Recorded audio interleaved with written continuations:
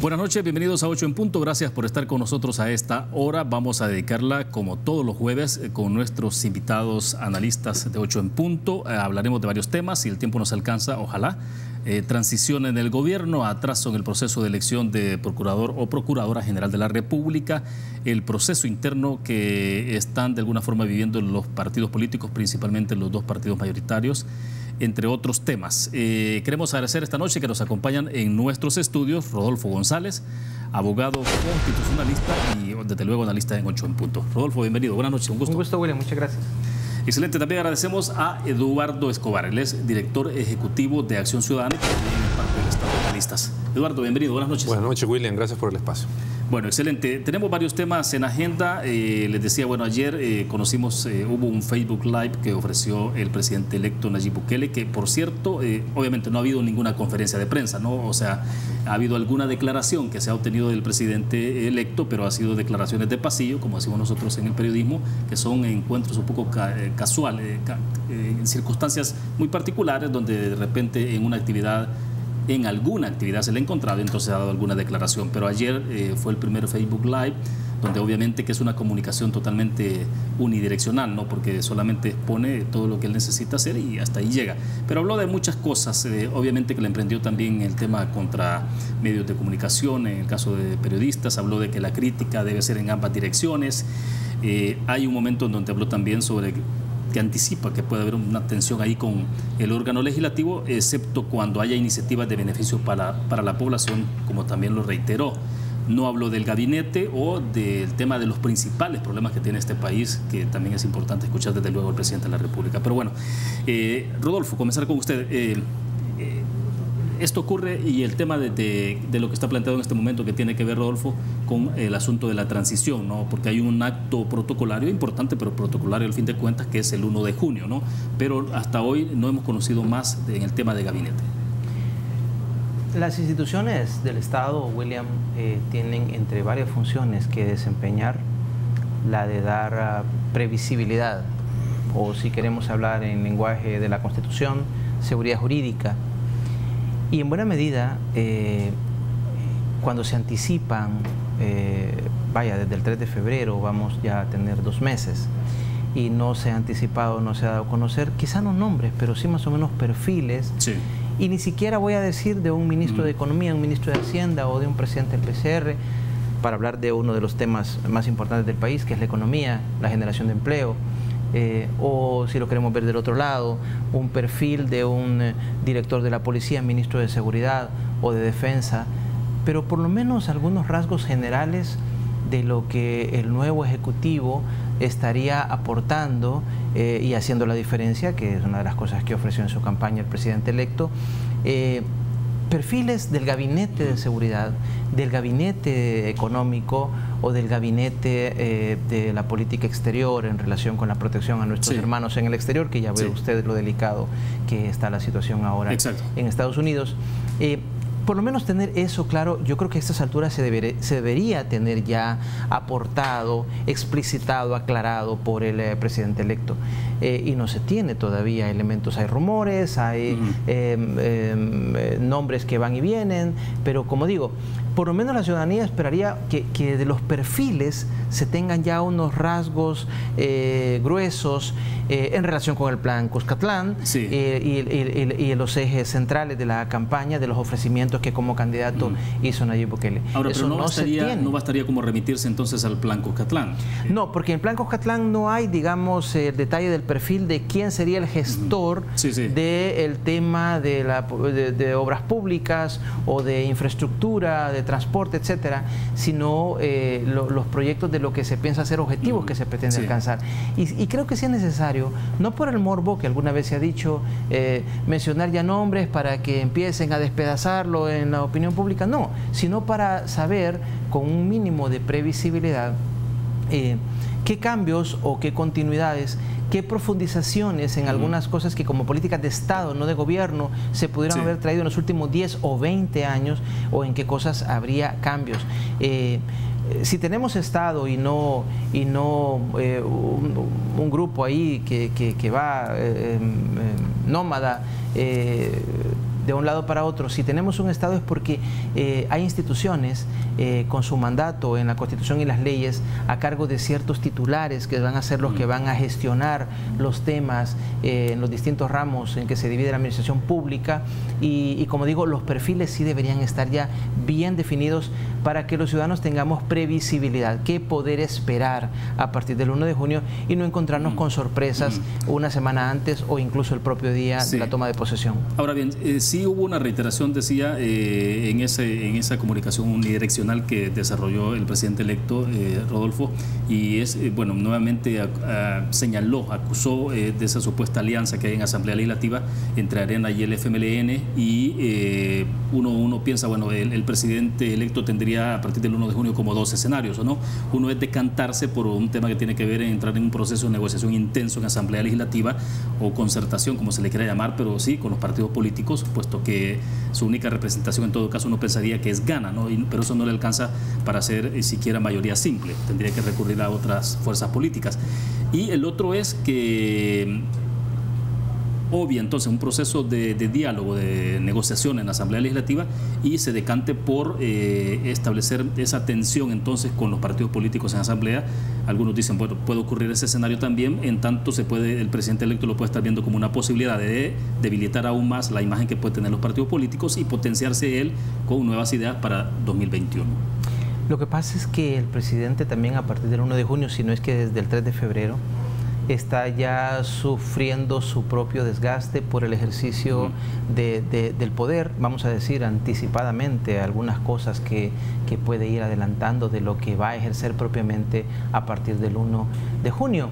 Y también hay que decir que seguramente, así como cuando el FMLN fue oposición de Arena, cuando Arena fue oposición del FMLN, ahora que tal vez los partidos grandes van a ser oposición de un gobierno de Gana o de Nuevas Ideas o de Nayib y sus amigos, no lo sabemos, seguramente algunas de las decisiones que se toman, estamos hablando de una comisión especial de investigación o de una medida en materia presupuestaria, no lo hacen con la buena intención de fortalecer al país, sino de desgastar al Ejecutivo, pero eso es de lo más normal en este juego de frenos y contrapesos. También el presidente de la República en alguna ocasión podrá vetar por inconveniente un proyecto de ley teniendo las posibilidades de observarlo simplemente o de dejarlo pasar, tal vez no con la mejor intención, pero al final las intenciones ni las sabemos, no siempre podemos saberlas. Lo importante es el funcionamiento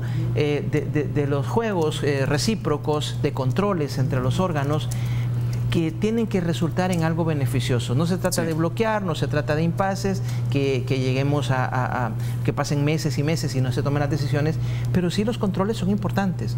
Y si la Asamblea Legislativa, por lo menos los primeros 2 años del gobierno de Nayib Bukele, no va a tener una mayoría afín que va a aprobar absolutamente todo lo que él proponga como iniciativa de ley, sino que le va a cuestionar, le va a pedir detalles o alguna vez superará veto, no sabemos. Es normal, nadie debería preocuparse o escandalizarse por eso, es parte del sistema normal de frenos y contrapesos que tiene el régimen republicano. Perfecto. Eduardo, se decía cuando tomó posesión y después a medida evolucionó, por ejemplo, la administración de Mauricio Funes en 2009, que pues sí, en ese momento Mauricio Funes había tenido prácticamente 2 años en los que pudo impulsar importantes reformas en este país, en tanto contaba con algún respaldo de sectores importantes en este país y tenía ese nivel de solvencia, ¿no?, para poder haber desarrollado, y que entonces obviamente desperdició los 2 años iniciales de su mandato.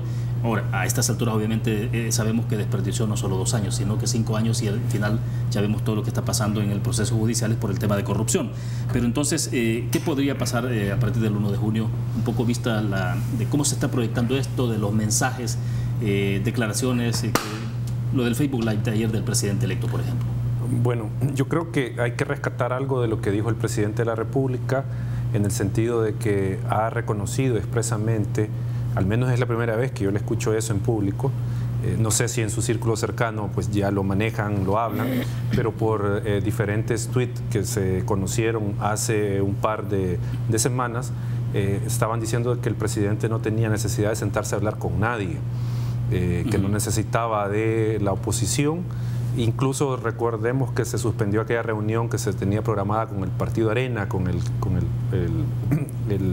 Mauricio Interian. Con Mauricio Interian, sí, presidente del partido, bajo esa lógica de que no se necesitaba. Pero ayer el presidente electo reconoció eso, habló de dificultades que va a tener en estos 2 años antes de la elección legislativa y municipal en el tema de gobernabilidad. Obviamente él estaba señalando de que Arena y FMLN van a actuar en bloque, o esa era la lógica de su discurso, sí, actuar en bloque para bloquear la gestión del gobierno.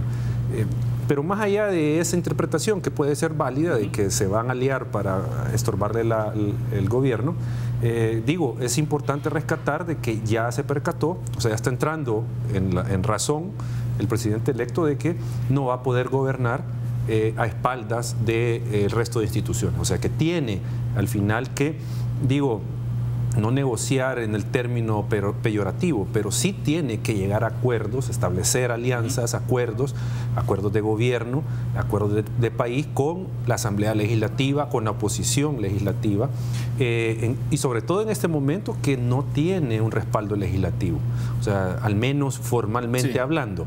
No sabemos si los diputados que ya se han mencionado, que le han coqueteado, por decirlo de esta manera, coloquialmente, al presidente electo con apoyar algunas de sus medidas, van a estar respaldándolo y al menos le va a tener algún apoyo legislativo, pero obviamente no es necesario para impulsar una serie de medidas que están contempladas en su plan de gobierno. O sea, sí, entonces digo que ahí va a tener esa dificultad. Sí, para concluir este segmento, Eduardo, podríamos estar a las puertas entonces de la posibilidad, esto puede ser un hecho, por ejemplo, de que ya falta, que sería un poquito más de un mes, ¿no?, para que tome posesión el presidente electo, y hasta lo que se ha trascendido hoy es que no ha habido acercamientos directos del presidente electo, o por lo menos de su gente de confianza, con el actual gobierno, la actual administración. Entonces uno piensa, bueno, en la transición siempre es necesario deberían de contar con alguna información básica de cómo se encuentra cada uno de los ministerios, el gobierno en general, ¿no?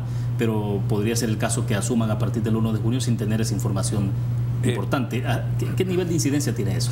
Bueno, hasta donde yo había escuchado y tenía algún conocimiento somero, en algunos casos sí había ese enlace y habían personas delegadas del presidente electo ya trabajando en alguna medida coordinadamente en la entrega de las instituciones. O sea, eso hasta donde yo tenía entendido, pero estoy hablando de que yo escuché algo de esto hace más de un mes. No sé si ahora todavía está ese trabajo, pero que más allá de que esté o no esté, el punto es que la ciudadanía desconoce si esto se está dando o no. Y ahí hay un tema de deficiencia de comunicación del gobierno actual y del presidente electo, que no se está haciendo público qué es lo que está pasando en este momento, porque obviamente no es lo mismo que yo tenga un margen de tiempo para conocer la institución, en qué estado se encuentra, y que debería ser el titular de la institución o el posible titular el que esté dirigiendo este proceso de recibir la institución. No es lo mismo que yo tenga ese margen de tiempo a que simplemente me siente el 1 de junio y no conozca absolutamente nada, no sepa nada de lo que está pasando en la institución. Entonces puede tener un impacto que obviamente puede retrasar la ejecución del plan de gobierno. Y claro, sobre todo que también se habla de un periodo de aprendizaje de los funcionarios, de los nuevos funcionarios, ¿no? Que eso lleva un poco de tiempo, puede ser meses o incluso... Siempre y cuando sean personas que vayan a entrar y que no hayan estado antes en ese gabinete. Bueno, perfecto. Vamos a ir en este momento a nuestra primera pausa comercial. Volvemos. Banco Promérica cuenta con la garantía de rapidez en todas sus cajas, donde te atienden en 20 minutos o menos. Continuamos en 8 en punto. Hay un tema que creo que es importante conocerlo, ya lo hemos explorado de alguna manera con ustedes también, es la parte de cómo se perfila la política exterior, ¿no? Pero hay un punto en particular que creo yo que lo podemos abordar y que tiene que ver, Eduardo y Rodolfo, que tiene que ver justamente con la relación futura con República Popular China. La embajadora de República Popular China estuvo con nosotros antes de la vacación de Semana Santa y confirmaba que en la cena que ofreció el presidente electo, que fue un día martes de esa semana, ella no participó, tampoco delegó a nadie, ¿no?, a esa cena. Ahora, este mismo día también ha dado declaraciones y prácticamente ha confirmado que algo así, que la relación está prácticamente como una especie de congelador, ¿no? O sea, no ha tenido una comunicación directa con el presidente electo, como por ejemplo sí ha ocurrido entre el presidente electo y la embajadora norteamericana y otros altos funcionarios del gobierno norteamericano allá en Washington. Claro. Eso no ha ocurrido obviamente con República Popular China. Pero hay ahí un tema que creo que vale la pena analizarlo. Hoy justamente leíamos que Perú prácticamente, a pesar de la resistencia de Estados Unidos, se había incorporado ya a las iniciativas, a los convenios de la Ruta de la Seda. Eduardo. Yo creo que al presidente de la República lo va a terminar alcanzando la realidad, en el sentido de que China es una realidad, es una potencia mundial, que obviamente podemos cuestionar o no sus intereses de expansión, de su influencia, de su incidencia a nivel geopolítico, pero es una realidad, o sea que no se le puede dar la espalda. Ahí solo quiero agregar algo, lo que yo mencionaba en otra oportunidad, que debe de tener la capacidad estadista el presidente electo de cómo articular intereses tanto de Estados Unidos como de China, que están involucrados y que obviamente no puede dársele la espalda a ninguno de los dos intereses. O sea, digo porque estamos hablando de una potencia, la segunda potencia económica del mundo, y que tiene todo el perfil para llegar a ser la primera potencia en un par de décadas. Entonces, digo, habría que ver cómo se le puede sacar provecho a esta relación, provecho para el país, en términos de desarrollo humano, en términos de tecnología, transferencia de tecnología, no sé. O sea, hay tantos aspectos que se pueden sacar, que digo, antes de hacer otro tipo de valoraciones más políticas. O sea, digo, claro, hay que pensar en función, desde mi punto de vista, de país, antes que políticamente hablando. Excelente. Rodolfo, la opinión. El Ejecutivo tiene un rol de liderazgo en la formulación y ejecución de políticas públicas. No las formula él propiamente, porque en buena parte es de diseño normativo, y entonces las leyes se las aporta a la Asamblea Legislativa, aunque el presidente de la República tiene mucho que decir cuando da iniciativa de ley. A veces el proyecto lleva muy elaborado, muy técnico, y la Asamblea cambia cuestiones muy puntuales. Pero en todo caso, el liderazgo del Ejecutivo es en la ejecución, digamos, de las políticas públicas, pero ahí va el rol importante, y por eso quiero también resaltar lo que decía Eduardo. Ya que el presidente electo ha reconocido que va a tener que tratar, porque es mandato constitucional, tratar con los otros órganos del Estado, en la política exterior o en la política de seguridad pública o en la que sea, el Ejecutivo lleva un liderazgo y formula un proyecto. Incluso puede tener el visto bueno de la Asamblea Legislativa, pero otro órgano se lo anula, por ejemplo el judicial. Claro. Mientras está actuando, está sujeto al escrutinio de la opinión pública, ahí están los medios de comunicación, ahora con redes sociales. Eso va a pasar, y cuanto antes el presidente electo lo asuma y comience a moverse en ese ámbito, mejor. Efectivamente, entre las cosas que siempre se dice que en la política exterior de un Estado no es cuestión de amigos, sino de proteger mis intereses como Estado.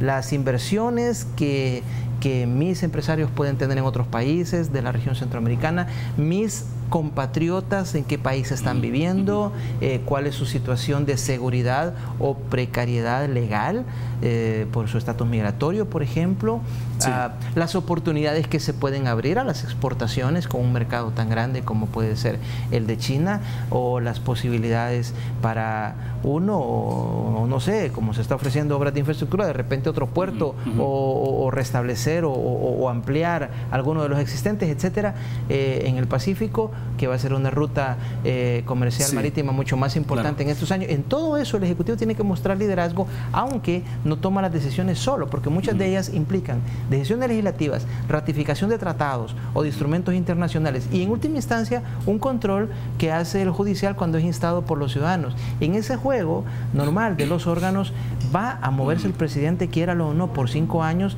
y cuanto antes lo asuma y muestre ese liderazgo es mejor. Rodolfo, mientras tanto, el gobierno tendrá que comenzar a lidiar con un tema que ha sido pues un problema crónico de este país, que tiene que ver con el tema de las migraciones.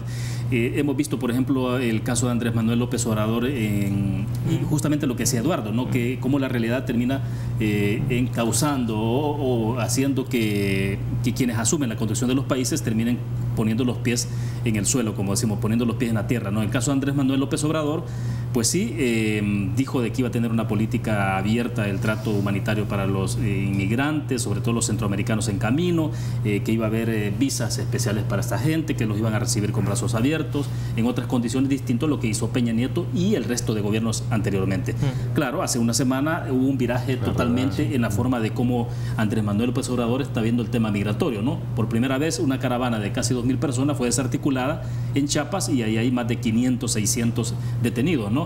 Y el tensionamiento con Donald Trump, que le está diciendo, bueno, vamos a enviar tropa a la frontera, pero además, si sigue este flujo, vamos a cerrar la frontera con México. Entonces, con eso hay que lidiar de inmediato, ¿no? Y es legítima la pregunta de cuál va a ser la tónica con la que va a actuar el Ejecutivo en los próximos 5 años.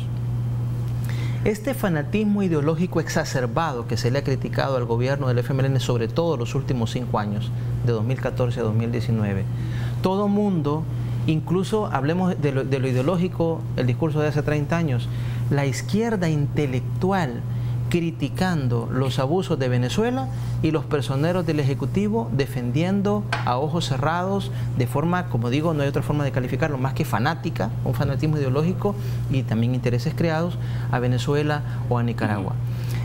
O la tónica del Ejecutivo en los siguientes 5 años va a ser un cierto pragmatismo que sin hacer a un lado, sin declinar de sus principios que pudieron haberse expresado de alguna manera en la campaña o en el plan de gobierno, va a ir afrontando las situaciones día a día. A veces se dice, William, que cuando se elige un presidente de la República, los ciudadanos no tenemos una bola de cristal para saber a qué circunstancias y coyunturas se va a enfrentar los siguientes 5 años. Una crisis económica, un shock internacional económico, una crisis internacional, un auge de la delincuencia, una escasez de no sé qué bienes, desastres naturales, etcétera, desastres naturales, por ejemplo, y en buena medida se confía en su liderazgo, en su carácter, en su tino, en su valentía, en su sapiencia, etcétera, etcétera, en su capacidad de conectar con el ciudadano común, etcétera, etcétera. Y de alguna manera, cuando el pueblo deposita su confianza en un presidente de la República, está confiando en buena parte en sus atributos personales. Hasta ahora uno no podríamos afirmar que en el caso de Nayib Bukele es previsible que las cuestiones se vayan tomando con un fanatismo ideológico, porque incluso es difícil definirle con los estándares clásicos tradicionales su ideología. Y si va a dar muestras de pragmatismo para afrontar los problemas, es decir, con la capacidad de hacer un diagnóstico adecuado y adoptar las medidas que hay que adoptar para afrontarlos y resolverlos, pues qué bien. Eso está muy bien, sin que implique, insisto, un cinismo de decir una cosa en la campaña y hacer otra cuando se está gobernando. Ojalá que el tema de migración, que el tema de seguridad, que el tema económico o de protección a consumidores, usuarios, etcétera, todo lo que implica la conducción del país, se haga con esa dosis de pragmatismo necesaria. Eduardo, para cerrar este segmento, porque la Embajada Norteamericana decía justamente este día que en los últimos 6 meses hemos deportado, decía, más de 8.552 salvadoreños de los Estados Unidos, y que esa cifra continúa creciendo cada semana, y por lo tanto ahí insistían en que no vale la pena que se intente entrar a Estados Unidos de forma ilegal. Y pues sí, son 85 vuelos de deportados que se ha tenido desde desde octubre del año pasado hasta abril. Es que esa problemática social de la migración no va a parar, no va a cambiar si no se cambian las condiciones reales de vida de la población. Mientras eso no pase, si por ejemplo, mientras no me dejen de extorsionar y me amenacen a muerte o probablemente haya matado a algún familiar mío, no voy a cesar de mis intenciones de emigrar, por ejemplo, porque no puedo vivir en este país, o mientras yo no encuentre un empleo que pague lo necesario para una vida digna, yo me voy a ir de este país. O sea, y eso es donde uno puede de alguna manera calificar de temeraria las declaraciones del presidente electo allá en Estados Unidos, cuando dijo que en 5 años terminaba con el tema de la migración. O sea, porque la migración, digo e insisto, tiene a la base condiciones sociales de exclusión, de desigualdad, de precariedad, que no se pueden en 5 años, con todo el respeto del mundo para el presidente electo, solventar. O sea, porque estamos hablando de cómo vamos a crear empleo decente en la suficiente cantidad para absorber a toda la población económicamente activa que está desempleada. Cómo vamos a generar condiciones de seguridad para la población cuando estamos hablando que el tema, por ejemplo, de las pandillas es algo que está tan incrustado, tan enraizado en nuestras comunidades, que va a ser difícil en realidad que en 5 años esto se pueda convertir. Entonces, va a seguir pasando esto, esas redadas, esa cantidad de personas que vienen deportadas porque no va a haber cambio de condiciones en el país. Entonces va a seguir pasando. Bueno, perfecto. Vamos a la pausa. Cuando regresemos hablemos un poco de lo que está ocurriendo al interior de los partidos políticos, particularmente en este caso el FMLN, donde ya por lo menos se conocen de algunos aspirantes a ocupar o a competir por la Secretaría General del FMLN. Vamos a la pausa, regresamos. Bien, continuamos en 8 en punto. Rodolfo, hablemos un poco sobre cómo se están viendo los partidos políticos frente a elección 2021, porque al final de cuentas todo lo que está ocurriendo en este momento tendrá una fuerte repercusión, creería, para 2021, ¿no? El FMLN, el que hemos visto un poco más articulado en términos de los movimientos internos, ¿no? Ya vimos la aspiración pública que hizo y fue, ¿no? A través de Jacqueline Rivera, el vicepresidente Óscar Ortiz, para participar ya como en su aspiración por la conducción o liderar al FMLN. También lo ha hecho Aristides Valencia, el ministro de Gobernación, de entrar en ese proceso. Y bueno, no hemos visto a Hugo Martínez, por ejemplo, ahora si estará interesado o no en esto, ¿no? Pero lo que tenemos es claro es que está trabajando en el FMLN internamente sobre esto, porque en junio tendrán ya algún proceso. El Partido Arena es donde, digamos, visiblemente, no sé si la ebullición puede ser mucho más importante en Arena, con menos ruido quizás mediático, pero está. O sea, ¿cómo se ve entonces? Hay datos objetivos, medibles. La pérdida del caudal de votos que sufrió el FMLN, si quiere hablemos de 2 eventos nacionales y uno interno. Los resultados de las elecciones de marzo del año pasado, en elecciones legislativas, que hizo caer estrepitosamente el número de diputados, el tamaño de la bancada que tiene el FMLN por ahora en la Asamblea Legislativa. Luego las elecciones internas para elegir el candidato a la presidencia de la República, de verdad que mucha gente daba por seguro que el exministro de Obras Públicas, Gerson Martínez, apadrinado por la dirección del partido, era el candidato seguro. Y las bases mandaron un mensaje en elecciones internas, y ahí se advierte la importancia de la democracia interna, que es un mandato constitucional para el funcionamiento de los partidos por su rol importante que desempeñan en la democracia representativa. Y luego los resultados de la elección presidencial del 3 de febrero, sobre todo algunas cosas que hemos ido sabiendo después del 3 de febrero, en estos casi 2 meses. Parece que no fue una cuestión solo de estructura territorial versus campaña y movimiento digital. Sí hubo trabajo territorial para el gane de Nayib Bukele, se ha ido conociendo algunas cosas por investigaciones periodísticas, pero realizadas por gente del FMLN, de gente que tradicionalmente era votante del FMLN. El partido FMLN sobre todo, tiene todo el sentido del mundo que esté buscando mostrar caras nuevas.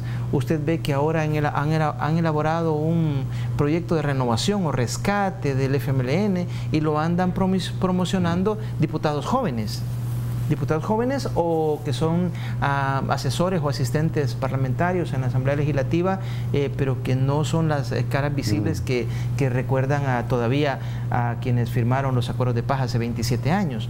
Sí. Pero por supuesto también Arena, que lleva 3 elecciones al hilo perdidas presidenciales y algunos reveses que ha recibido en elecciones municipales o legislativas.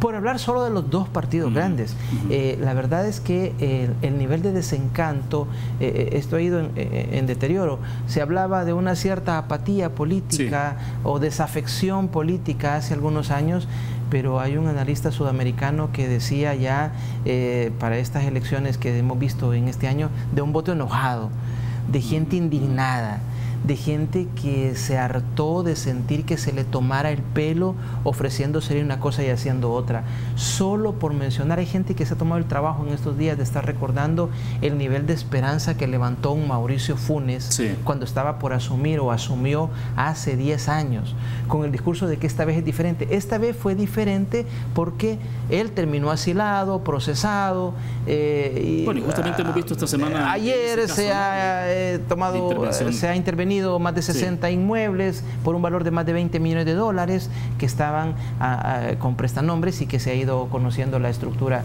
de corrupción que montó.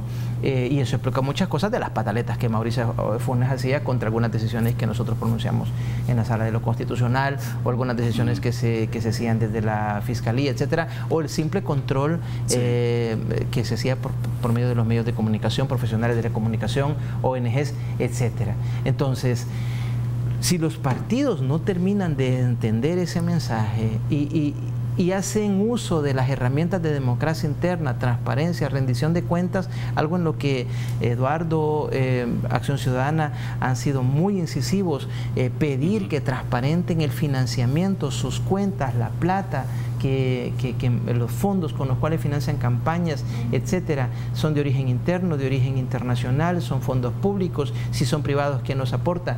Eso, en la medida en que los partidos entiendan el mensaje, pueden tener alguna oportunidad, porque si no, es absolutamente previsible que el presidente electo va a buscar tener su propia bancada, sea de Gana, sea de Nuevas Ideas, sea del partido que sea, para el 2021, y garantizarse, como se ha entendido mal, por lo menos los últimos 5 periodos presidenciales, la malentendida gobernabilidad, que es que la Asamblea no le haga olas, que la Corte Suprema de Justicia no le haga olas, que le apruebe todas las iniciativas de ley que provengan del Ejecutivo y que no le interpele ministros, no forme comisiones especiales de investigación, etcétera.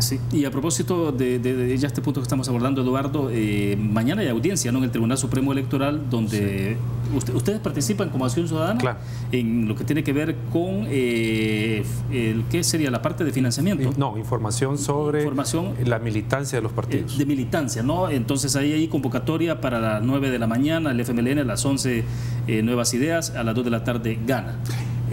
Complementando con lo que decía el licenciado González, nosotros en Acción Ciudadana estamos trabajando también el tema no solo de financiamiento, sino que la democracia interna de los partidos, y estamos evaluando algunos aspectos, porque para nosotros es fundamental en este momento, para fortalecer a los partidos, que se abran a la ciudadanía en el tema de transparencia, rindan cuentas y que también se reconviertan en sus relaciones internas, sobre todo en las que tienen que ver con las decisiones que se toman sobre la dirigencia, quiénes van a ser sus dirigentes, y sobre sus candidatos. Y en esa medida nosotros estamos realizando una investigación precisamente sobre las militancias de los partidos políticos, y le solicitamos a todos los partidos información de cómo quedó su padrón, cuántos militantes tienen. ¿Y esto implicaría el nombre y apellido de la persona inscrita? No, solo hemos pedido el número de afiliados que tiene el partido, porque nosotros lo que nos interesa también es analizar todos los procesos de afiliación de los partidos políticos. Sí, entonces, ¿cuál es la relevancia de la información que solicitan ustedes en el marco del análisis? En ese marco es importante tener esa información, porque nosotros desde el 2015 venimos midiendo el nivel de militantes dentro del partido político, de todos. O sea, tratamos de tener esa medición para ver, por ejemplo, en el caso del Partido Arena, nosotros podemos observar un incremento geométrico exponencial de la cantidad de militantes que tenía el partido. O sea, pasaron de 28, 35 mil a 110 mil o 120 mil para esta elección, por ejemplo. En el caso del FMLN sabemos que de 2009, que tenían cerca de 100 mil o 120 mil militantes, se redujo a la fecha a tener cerca de 40 mil. Y entonces acá viene el señalamiento del vicepresidente, que dice que están depurando y que se han sacado no sé cuántos militantes del padrón del partido. Entonces, para nosotros, si estamos en la lógica de cómo fortalecemos al sistema de partidos, y más ahora después del resultado del 3 de febrero, que han quedado muy golpeados, al menos los partidos anclas, Entonces es importante que nosotros entremos como sociedad a ponerle un ojo a esos procesos de elección interna de dirigencia de los partidos, porque no está en juego en sí solo el FMLN y Arena con sus elecciones internas de dirigencia, está en juego el sistema de partidos, está en juego el sistema democrático también, y con esto no es que esté yo aplaudiendo la gestión de los partidos, sino que son partidos políticos importantes en nuestro país que por lo tanto deben de, entrar en esta fase, y como no nos dieron la información, entonces mañana nosotros tenemos una audiencia, 3 audiencias contra estos partidos políticos que usted mencionó, Nuevas Ideas, que por ejemplo no tiene oficial de información. No hay dónde dejar la información al partido. O sea, llegamos a la sede, donde nos dijeron que era la sede, y bueno, mire, aquí venimos a dar una solicitud de información para el oficial. ¿Para quién? Para el oficial de información. No, mire, aquí no hay nada, no tienen ni teléfono. O sea, hay ese nivel de desorganización. Llegamos al partido Gana y nos dicen, no les vamos a dar información porque esa no es información pública. Pedimos la información al FMLN y nos dicen, tampoco les vamos a dar información. ¿Esa información no la debería tener en sus manos el Tribunal Supremo Electoral? No, es que no están, los partidos no están obligados a reportar este tipo de aspectos al tribunal. Por decir algo, luego de sus elecciones internas ellos no tienen que reportar absolutamente nada al tribunal. Lo único que tienen que hacer es, cuando se inscriben las planillas de candidatos, anexar los resultados del escrutinio final de sus respectivos circunscripciones donde se eligieron a los candidatos que van a elección. Pero no tiene el tribunal eso, y recordemos que cuando hace el tribunal la verificación de las personas que han salido sorteadas en JRB y las que proponen los partidos, los partidos llevan en una USB su padrón y ahí lo verifican y luego las destruyen. O sea, el tribunal no tiene ningún dato sobre esto. Entonces, por eso digo, los partidos tienen que entender que estos procesos de elección interna deben de estar también bajo el escrutinio público. Bueno, vamos a ver si el tiempo nos alcanza en el último bloque que tenemos para hablar un poco de esta discusión sobre el 3% que se puede asignar para la Procuraduría General de la República, Fiscalía General, a través de una reforma constitucional, el retiro millonario que se quiere hacer para agentes en la Policía Nacional Civil, agentes medios y superiores, y el estancamiento que hay en Asamblea Legislativa sobre la elección de Procurador General de la República. Vamos a la pausa. Bueno, vamos a ver cómo le hacemos porque solo tenemos 7 minutos en este segmento y eran varios temas, pero vamos a tener que delimitar. Rodolfo, 3% que se pretende para Fiscalía General de la República por la vía constitucional, obviamente es una reforma de la actual legislatura y luego la ratificación por la siguiente. Estamos hablando de por lo menos 2-3 años, ¿no? Termina esta legislatura y ya esperar la siguiente también. Y el otro tiene que ver con un tema que se ha debatido mucho esta semana también sobre este retiro millonario que costaría, que estamos hablando de más de $9 millones para beneficiar a 132 que entre agentes, mandos medios y superiores de la Policía Nacional Civil. En ambos casos, William, hay un denominador común: la racionalidad en elaboración del presupuesto.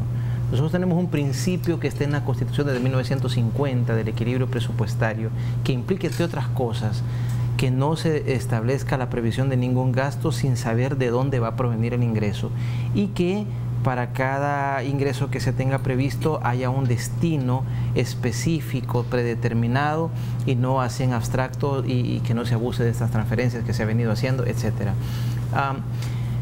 Una cantidad fija, hablo por ejemplo del órgano judicial, en Mesoamérica, México y Centroamérica es bien visto, en más de alguna ocasión se ha señalado como un ejemplo a seguir, El Salvador, que para el órgano judicial garantiza un porcentaje, no sé si es 6%, algunos dicen que podría ser menos, la mitad, 3%, etcétera, pero si eso se trasladara a la Fiscalía u otra institución, la Procuraduría de Derechos Humanos o el Instituto de Acceso o cualquier institución de control, tiene la ventaja de que sustrae a esta institución del chantaje, no hay otra forma de llamarlo, de la amenaza por parte de la Asamblea Legislativa de que si te portas bien te doy más presupuesto, si te portas mal, y ya todo el mundo entiende a qué se refieren con el mensaje de que si te portas mal te reduzco presupuesto y vas a tener que estar pidiendo aquí a cada rato a pedirme un refuerzo de que te voy a dar de $75,000 cada vez.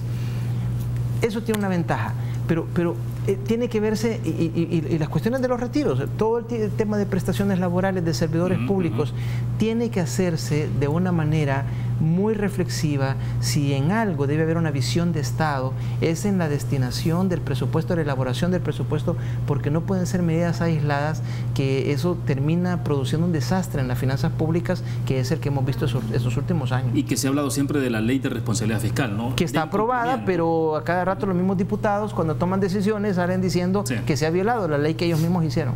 Sí, excelente. Eduardo. Yo quiero referirme a lo de la Fiscalía.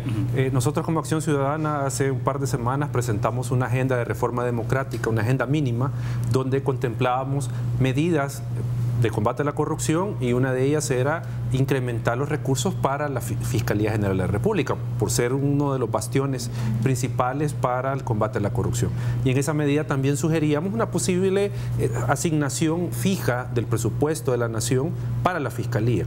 Ahora, o sea, y en esa medida esto que se ha presentado está en esa lógica de fijar esto, pero hay ciertas dudas que surgen o ciertos cuestionamientos de esto. En primero, ¿cuál fue el criterio que utilizó el legislador para fijar en 3%? O sea, ¿con base a qué lo hizo? ¿A qué necesidades de la Fiscalía? O sea, porque eso parece una cifra sacada de la chistera. O sea, no sabemos por qué. ¿Qué implicará para la Fiscalía este refuerzo, esta cantidad de dinero? No lo sabemos. O sea, eso creo yo que es una decisión a la ligera que tomó el legislador, sin un estudio adecuado, porque yo podría preguntar, ¿por qué 3 y no 2? Sí, ¿Por que qué no sería 4? como aterrizar entonces en términos de decir, son tantos millones, dice Nayib Bukele, decía, son 180 millones de dólares, y lo que obviamente están haciendo es como dejar cada vez menos la posibilidad de que su gobierno pueda tener espacio con las finanzas para... Yo sobre eso quería mencionar algo. En primer lugar, si al final esto se terminara aprobando, que yo entiendo que el FMLN no está muy de acuerdo con esto, hasta donde he entendido, entonces parece que no tiene mucha viabilidad por el momento. Pero si se aprobara, el tema es cómo controlamos en realidad la Fiscalía que haga un uso efectivo y racional de los recursos en base a resultados. O sea, porque eso es el punto, si se le incrementa, porque la Corte Suprema de Justicia tiene el 6%, pero no se le pide ningún resultado. O sea, no se le mide en función de resultado. Entonces, lo mismo al fiscal, habría que medirlo. Creo yo que la oposición del presidente electo está más en función de un tema de que le quitan una bandera. ¿Por qué? Porque él está propugnando por una comisión internacional de investigación, porque la Fiscalía y las instituciones son deficientes. Entonces, si al final se refuerza la Fiscalía presupuestariamente, eso le va a ir restando un margen para esta idea de una comisión internacional. O sea, porque teóricamente podríamos esperar que la Fiscalía comience a funcionar de otra manera. Entonces, yo creo que va más por ese lado y no por el tema de los recursos. O sea, yo creo que no va por ese lado. Lo que podría hacerse para conciliar es pensar en una reforma donde tal vez se le pueda quitar un 1% a la Corte, al órgano judicial, pasárselo a la Fiscalía. O sea, digo yo, para que no se alteren las finanzas del Estado y afectar al Ejecutivo. Esa podría ser una opción, pero digo, siempre con base a datos de qué es las necesidades de la Fiscalía. Bueno, y al final de cuentas que en el caso de la asignación presupuestaria que se busca para la Fiscalía, pues sí, decíamos hace algunos minutos, es una reforma constitucional que tendría que hacer esta legislatura, y luego con mayoría simple, ¿no? Y luego con calificada la siguiente. Claro, pero que podría entrar en vigencia en mayo del 2020, o sea, no estamos tan lejos, son al menos 2 años para que esto se podría concretar si al final se aprueba, como usted lo ha mencionado. Bueno, pero 2021 son elecciones para diputados, ¿no? Ah, perdón, 2021, sí, perdón, en 2 años, en 2021 tenemos eso, en mayo puede estar eso aprobado, si hubiera un acuerdo político de hacer esa reforma. En una buena lógica del procedimiento de reforma constitucional, si esta legislatura decidiera aprobar el acuerdo por mayoría simple, hubiera los votos y se aprueba el acuerdo, ahí se abre un debate nacional sobre las conveniencias o inconveniencias, y el pueblo, que al final de cuentas es el soberano, se pronuncia en las elecciones legislativas del primer trimestre de 2021, entre otras cosas, orientando su voto según las posiciones que tomen los partidos por fortalecer las instituciones internas, la Fiscalía o mecanismos internacionales. Así es como tiene que funcionar desde la perspectiva democrática y constitucional. Bueno, perfecto. Se nos fue el tiempo. Gracias, Rodolfo. Muchas gracias. Muchas gracias. Un gusto. Bueno, excelente, gracias a ustedes que nos acompañaron. Nos vemos mañana en 8 en punto. Estaremos haciendo una reflexión sobre la situación migratoria a propósito de lo que está ocurriendo en esa tensión entre el gobierno norteamericano y Andrés Manuel López Obrador en México. Gracias por su fiel sintonía. Buenas noches.